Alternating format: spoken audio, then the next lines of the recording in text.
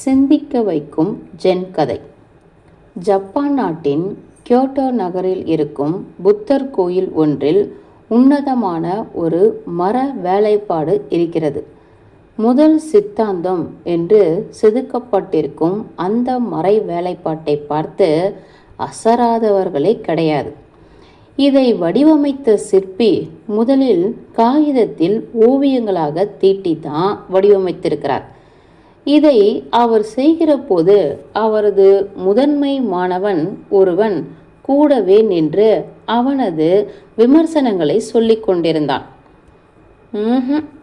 இது சரியில்லை, இது முன்னை விட ரொம்ப மோசம், இருப்பதிலேயே மோசம் இதுதான், இன்னும் கொஞ்சம் நல்லா வரலாம்.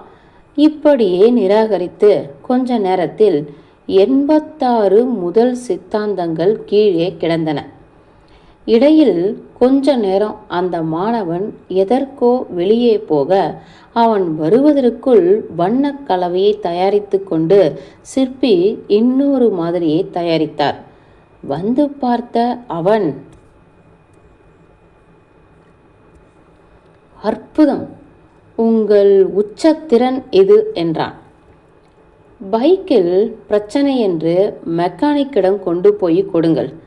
நீங்கள் என்ன மாதிரி ஆசாமியாக இருந்தால் ஒன்று உங்களை தூர உட்கார வைத்துவிட்டு பார்ப்பான், அல்லது போய் டீ சாப்பிட்டு வாங்க, நான் ரெடி பண்ணிடுறேன் என்பான்.